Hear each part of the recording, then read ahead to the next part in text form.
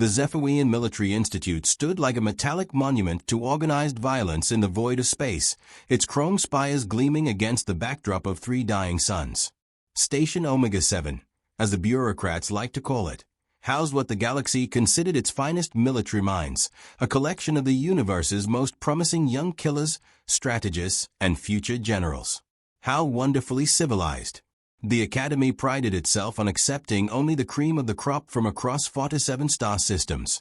Crystalline Vorthan cadets who could phase through solid matter during combat. Hulking Drakmori warriors, whose natural exoskeletons could deflect plasma rounds. The graceful ethereal luminari who manipulated gravity itself as easily as breathing. And then, in what could only be described as the galaxy's most elaborate practical joke, there were the humans.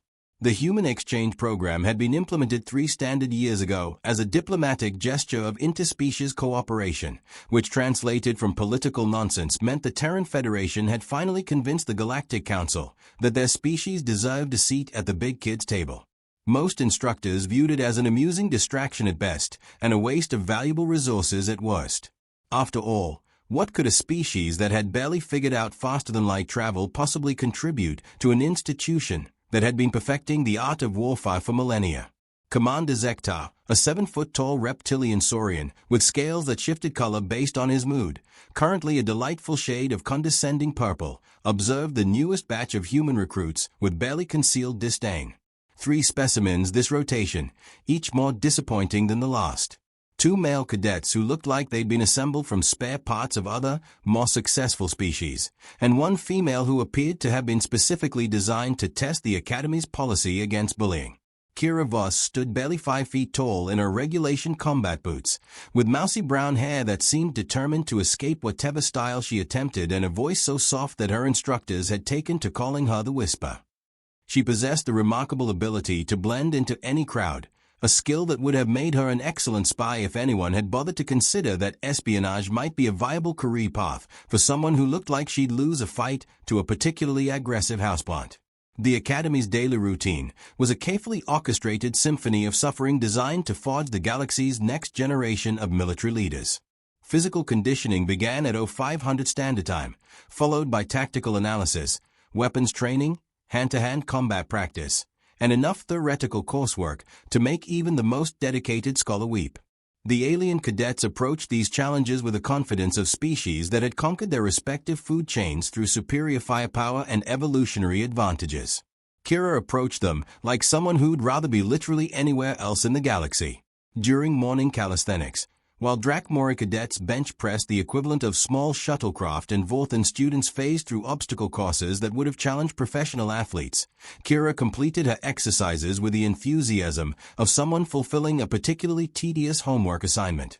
Her performance was adequate, never the worst, never the best, just aggressively mediocre in a way that seemed almost calculated.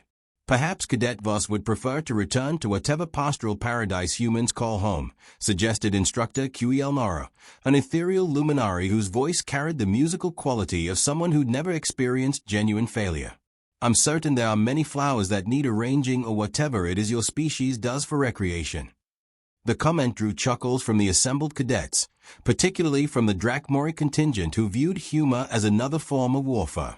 Kira responded with a slight nod and continued her push-ups, apparently immune to both encouragement and insult in equal measure. What made the situation particularly galling for the instructors was that Kira wasn't technically failing. Her academic scores were solid, her tactical analyses were competent, and she followed orders with the precision of someone who understood that arguing with authority figures was typically more trouble than it was worth. She was, in every measurable way, a perfectly adequate cadet. In an institution dedicated to producing exceptional military leaders, adequate was considered a form of moral failure. The Academy's social hierarchy was as rigid as its training schedule. At the apex stood the champions, cadets who'd proven themselves in the monthly combat tournaments that determined everything from meal privileges to dormitory assignments. Below them came the various specialized cliques, the strategy prodigies, the weapons specialists, the tactical theorists, and the political climbers. At the bottom, occupying their own special category of academic purgatory, were the humans. Kira had somehow managed to create her own subcategory below even that distinguished position. She ate alone, studied alone, and trained alone whenever possible. When forced into group exercises, she participated with the bare minimum of interaction required to avoid formal disciplinary action. Her fellow human cadets had initially attempted to include her in their small circle of mutual commiseration, but her apparent contentment with solitude had eventually discouraged even their modest social efforts. The Academy's crown jewel was the quarterly grand tournament, a single elimination combat competition that determined the semester's champion. Winners received preferential treatment from instructors, first choice of advanced courses, and the kind of institutional respect that opened doors throughout the galaxy's military establishments. More importantly, they earned the right to look down on everyone else with the confidence of someone who'd proven their superiority through ritualized violence. For the past 3 years, that champion had been Thorak Grimscale, a Drakmori warrior who stood 8 feet tall and possessed the charming personality of someone who'd never encountered a problem that couldn't be solved by hitting it harder. His natural exoskeleton could deflect most conventional weapons. His forearms allowed him to wield multiple combat implements simultaneously, and his species' predatory instincts made him a walking advertisement for why certain evolutionary pods should never have been allowed to develop intelligence. Thorak viewed the human exchange students with a particular contempt reserved for creatures that existed solely to waste his valuable time. He'd made sport of defeating human cadets in previous tournaments, typically ending matches within the first 30 seconds through the simple expedient of demonstrating that their species' limitations weren't merely theoretical concepts. "I do hope they brought more interesting entertainment this cycle," he'd announced to his collection of admirers and hangers-on. The last batch barely provided adequate warm-up exercise. The tournament brackets were announced with the kind of ceremony typically reserved for declaring war or announcing the birth of royal heirs. 6 to 4 cadets would compete across 7 rounds, with each match determining who advanced and who spent the remainder of the semester explaining to their families why they'd failed to live up to their species' proud military traditions. Kira's name appeared in the lower bracket, positioned to face a series of opponents who'd volunteered to serve as stepping stones for more promising candidates. The betting pools, maintained by enterprising cadets who discovered that gambling was an excellent way to supplement their modest academic stipends, placed her odds at roughly the same level as those given to acts of divine intervention or spontaneous stellar collapse. Her first opponent was a mid-tier Vorthan cadet named ZY Exdal, who approached combat with the methodical precision of someone solving a particularly complex mathematical equation. The match was scheduled for the Academy's primary training arena, a circular platform surrounded by energy barriers that prevented combatants from accidentally damaging the spectators, or, more importantly, the expensive equipment. The fight lasted exactly 4 to 7 seconds. ZY Exdal opened with his species' traditional phasing technique, becoming incorporeal to avoid Kira's initial attack while positioning himself for a decisive counterstrike. It was a perfectly executed maneuver that had served his people well in countless conflicts across the galaxy. Unfortunately for ZY Exdal, Kira had spent considerable time studying Vorthan combat techniques, and had developed a theory about the precise timing required to catch a phasing opponent during their brief moments of corporeal transition. Her theory proved correct.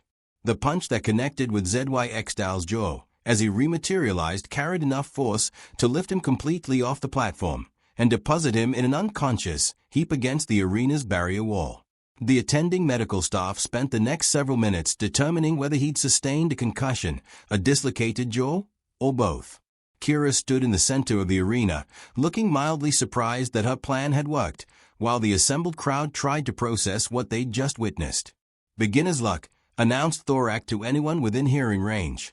The Vorthan was clearly overconfident. Kira's second opponent was a Luminary strategy specialist, who'd approached the match with the kind of comprehensive preparation typically associated with doctoral dissertations. She'd analyzed hours of footage from previous human combat performances, developed countermeasures for their known tactical preferences, and entered the arena with enough confidence to power a small space station. The fight lasted 31 seconds. The Luminary cadet's gravity manipulation abilities were indeed impressive, allowing her to alter local gravitational fields with enough precision to immobilize most opponents while positioning herself for decisive strikes. However, her extensive research had failed to account for the possibility that a human might simply ignore the effects of altered gravity through the application of what could only be described as weaponized stubbornness. Kira walked through gravitational fields that should have rendered her immobile, absorbed impacts that should have ended the match, and responded with a series of strikes that demonstrated a fundamental misunderstanding of how physics was supposed to work. Her opponent's unconscious form provided mute testimony to the dangers of assuming that superior technology would always triumph over superior determination. By the tournament's fourth round, Kira had developed something approaching a reputation. Instructors who'd previously dismissed her as harmlessly mediocre began paying attention to her matches. Cadets who'd never bothered learning her name suddenly found themselves studying her technique with the intensity of scholars attempting to decode an ancient language. The betting pools underwent rapid and dramatic adjustments as enterprising gamblers realized that conventional wisdom might not apply to the soft-spoken human who kept defeating opponents through methods that defied logical analysis. "There's something different about that one," observed Commander Zekta, whose scales had shifted to a thoughtful shade of orange. "She's not fighting like the other humans." "She's not fighting like anyone," replied Instructor Qel Nora, who'd begun to suspect that her earlier dismissal of human capabilities might have been somewhat premature. "Her technique is completely unorthodox." What made Kira's fighting style particularly mystifying was its apparent simplicity. She didn't employ exotic technologies or leverage supernatural abilities. She simply moved with a precision and efficiency that suggested years of training far beyond what any academy cadet should possess. Her strikes landed with mathematical accuracy. Her defensive maneuvers seemed to anticipate her opponent's attacks, and her overall approach to combat demonstrated the kind of tactical awareness typically associated with experienced military veterans. The semifinal match paired her against a Saurian combat specialist who'd entered the tournament as the third-ranked favorite. Rektar possessed his species' natural advantages of enhanced reflexes, armored hide, and enough raw aggression to power a small warship. He'd spent the previous evening studying footage of Kira's matches and had developed what he considered a foolproof strategy for ending her unlikely tournament run. The fight lasted 18 seconds. Rektar's opening gambit involved a lightning-fast series of strikes designed to overwhelm his opponent before she could establish any defensive rhythm. It was a textbook example of Saurian combat doctrine, executed with the precision of someone who'd practiced the technique thousands of times.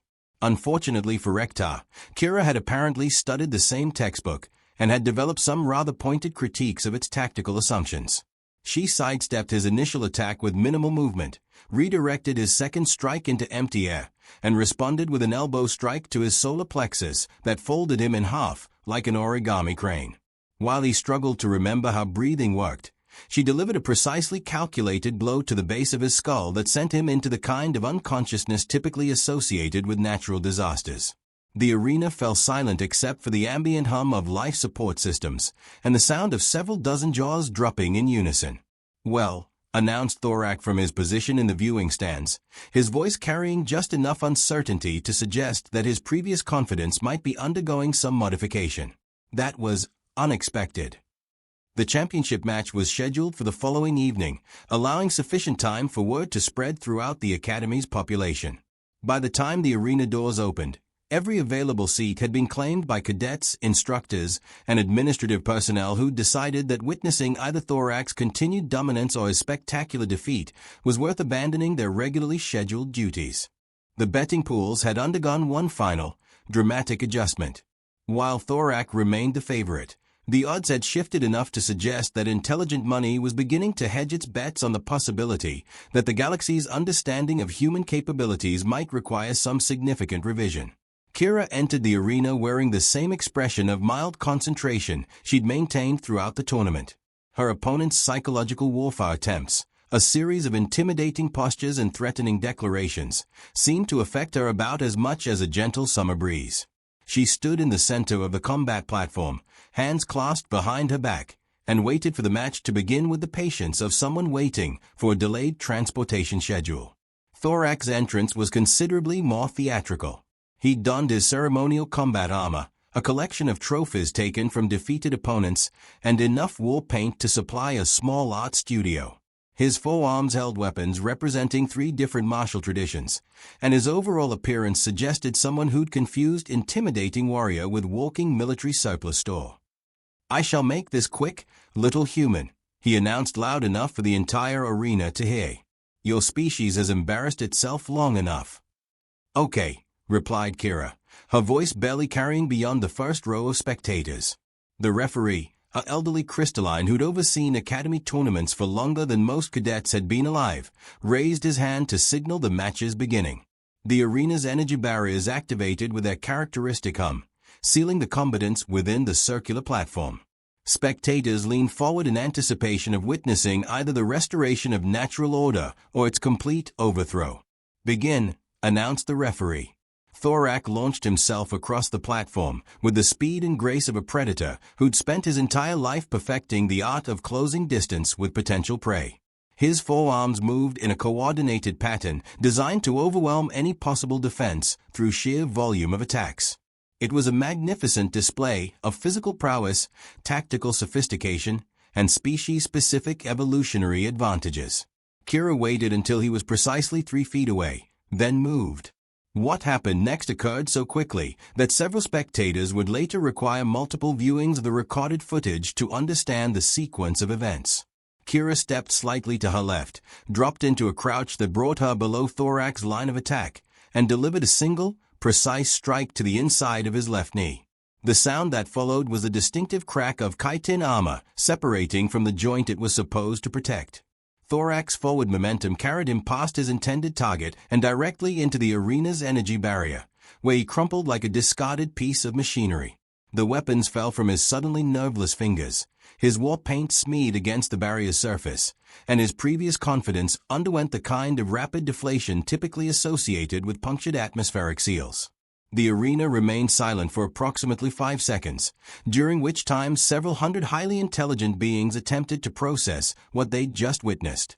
Then someone in the upper stands began to laugh, a sound that spread through the crowd like wildfire until the entire assembly was producing enough noise to register on seismic monitoring equipment.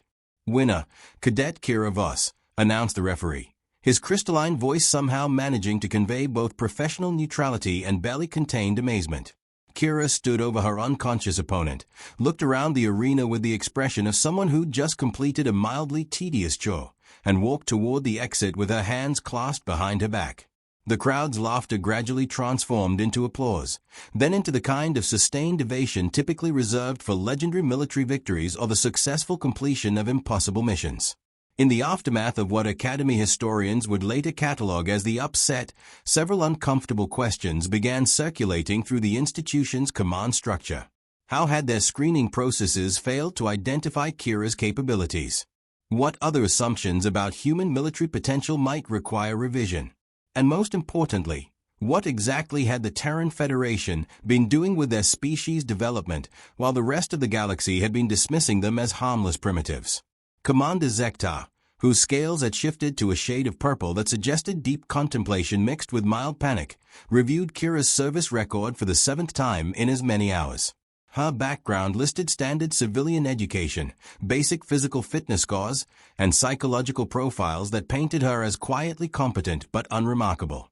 There was no mention of advanced combat training, military service, or any other factor that might explain her tournament performance. Cadet Voss, he said during their post-tournament interview, your record indicates no prior martial arts experience.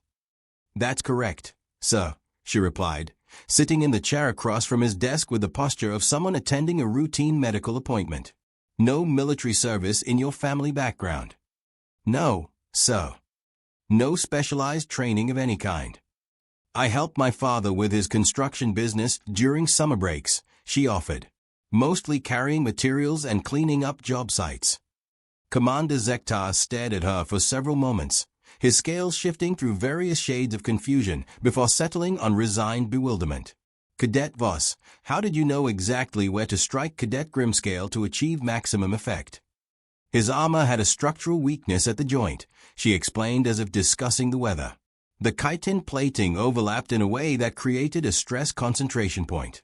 Basic material science suggested that a properly applied force would cause cascade failure throughout the protective matrix. And you learned material science from construction work. Among other things, she agreed. My father always said that understanding how things break is just as important as knowing how to build them. The interview continued for another 30 minutes, without producing any revelations that explained how a soft-spoken human with a background in construction had systematically dismantled some of the galaxy's most promising military talent. Kira answered every question with the same matter-of-fact directness, as if defeating superior opponents through applied physics was the most natural thing in the universe. News of the tournament results spread throughout the galactic military community with the speed of light and twice the impact. Human enrollment applications to the Zephyrian Military Institute increased by 400% within a single standard week. Military academies across 47 star systems began reviewing their admission criteria with particular attention to species they might have previously overlooked. Several governments quietly began reassessing their strategic assumptions about Terran Federation capabilities. Kira, meanwhile, returned to her previous routine of adequate academic performance and social isolation, apparently uninterested in capitalizing on her newfound reputation. She attended classes, completed assignments, and participated in training exercises with the same methodical competence she'd always displayed. The only noticeable change was that other cadets now gave her considerably more personal space and spoke to her with the kind of cautious respect typically reserved for unexploded ordnance. "It's almost disappointing," observed instructor Qel Noro during a faculty meeting. "I'd expected some indication of pride, satisfaction, or at least acknowledgement of her achievement." "Perhaps that's the point," suggested Commander Zekta, whose scales had settled into a thoughtful shade of blue. "We've been assuming that human psychology operates according to patterns we understand. Maybe our mistake wasn't underestimating their physical capabilities, maybe it was underestimating their mental ones." The Academy's quarterly reports to Galactic Military Command included a carefully worded addendum suggesting that current assessment protocols for evaluating species-specific military potential might benefit from comprehensive review. The report noted that traditional metrics of physical prowess, technological advancement, and cultural militarism might not adequately predict combat effectiveness in individuals who approached warfare from fundamentally different philosophical perspectives. In the months that followed, Kira continued to compete in academy tournaments, winning each one with the same methodical efficiency she brought to her academic studies. Her opponents began approaching matches against her with the kind of strategic preparation typically reserved for major military operations, developing elaborate countermeasures and tactical innovations designed to overcome her unorthodox fighting style. None of them worked. By the time graduation approached, Kira had established herself as the Academy's most successful tournament competitor, while simultaneously maintaining her reputation as its most enigmatic student. Military recruiters from across the galaxy submitted applications for her services, offering positions that ranged from tactical consultant to personal combat instructor for elite units. She declined them all, citing her intention to return to Earth and pursue a career in civil engineering. "Civil engineering," repeated Commander Zekta during their final interview, his scales cycling through several colors of disbelief. "You're the most effective combat specialist this academy has ever produced, and you want to build bridges." "Someone has to," she replied with characteristic directness. "Infrastructure is important." On graduation day, as newly commissioned officers prepared to take their places in military hierarchies across the galaxy, Kira stood with her class wearing the same expression of mild concentration she'd maintained throughout her academy tenure. Her diploma certified her completion of the program with distinction, though it somehow failed to capture the revolution in military thinking her presence had catalyzed. The graduation address, delivered by Fleet Admiral Thorak of the Galactic Defense Force, included several pointed remarks about the importance of recognizing potential in unexpected forms and the dangers of allowing preconceived notions to limit strategic thinking. While he didn't mention any specific incidents, his references to recent revelations regarding species-specific capabilities drew knowing looks from the Academy's faculty and student body. As the ceremony concluded and new officers prepared to depart for their assignments, Kira gathered her modest possessions and made her way to the transportation hub, where a civilian transport waited to carry her home to Earth. Several classmates approached her with offers of friendship, professional networking opportunities, and requests for training advice. She responded to each with polite gratitude and gentle deflection, maintaining the social distance that had characterized her entire academy experience. Commander Zekta watched her departure from his office window, his scales reflecting the complex mixture of admiration and bewilderment that had defined his relationship with the enigmatic human cadet. The Academy would continue training the galaxy's military elite, incorporating lessons learned from her unconventional approach to combat. Future students would study her techniques, analyze her strategies, and attempt to replicate her success through systematic application of human fighting principles. Most of them would fail, because they'd be trying to copy the methods without understanding the mindset that made them effective. Years later, when military historians compiled their analyses of the period that marked humanity's emergence as a significant galactic military power, they would identify Kira's tournament victories as a crucial turning point in interspecies relations. Her success had demonstrated that traditional assumptions about combat effectiveness might not apply to species that approached warfare from fundamentally different perspectives, forcing a comprehensive re-evaluation of strategic thinking throughout the galaxy's military establishments. The irony, of course, was that Kira herself had never considered her academy performance particularly significant. She'd approached each challenge with the same practical problem-solving mindset she'd learned helping her father build houses, viewing combat as simply another form of engineering where success depended on understanding structural weaknesses and applying force at precisely the right points. In the end, perhaps that was the most human thing about her victory, the ability to take something the rest of the galaxy considered impossibly complex and reduce it to a matter of basic common sense. She defeated the Academy's champions not through superior technology or evolutionary advantages, but by approaching their shared challenges from a perspective they'd never considered. The soft-spoken girl who'd been dismissed as harmlessly mediocre had taught the galaxy's finest military institution that sometimes the most dangerous opponent is the one who doesn't realize they're supposed to be intimidated. She'd proven that assumptions about capability based on appearance or background might not just be wrong, they might be catastrophically wrong. And then she'd gone home to build bridges, because someone had to, and infrastructure really was important. The galaxy would spend decades adjusting to that lesson,